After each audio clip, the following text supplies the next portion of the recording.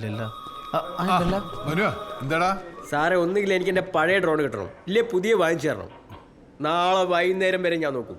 ഇല്ലെങ്കിൽ ഈ ഫൂട്ടേജ് എടുത്ത് ഞാൻ ലോക്കൽ ചാനലുകാർ കൊടുക്കും. നോക്കിക്കോ, 50,000 രൂപയെങ്കിലും കിട്ടുമല്ലോ. എനിക്കും വേണ്ടേ സാറേ നിധി.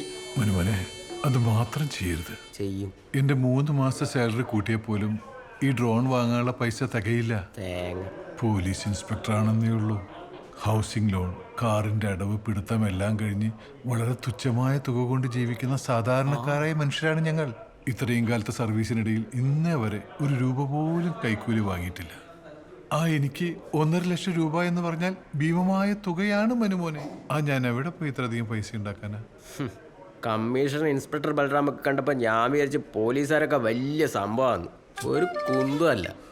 ഡ്രോണൊക്കെ പോയതല്ലേ സാറേ. നിങ്ങളെ കൊണ്ടൊന്നും ഒരു ഉണ്ടേ നടക്കൂല സാറേ. മനുമോനെ, ഞാൻ പറയുന്ന ഒന്ന് കേൾക്ക്. സാർ എന്ത് ചീഞ്ഞ സെന്റിമെന്റ്സ് പറഞ്ഞാലും ശരി, നാളെ 6 മണി അതിനുള്ളിൽ എൻ്റെ ഡ്രോൺ കിട്ടണം, അല്ലെങ്കിൽ എനിക്ക് എൻ്റെ കാശ് കിട്ടണം. സാറേ, എനിക്ക് വേറെ വഴിയില്ല. ഞാൻ ആ വീഡിയോ എടുത്ത് ചാനലുകാർക്ക് കൊടുക്കും. ഒന്ന് പോ സാറേ.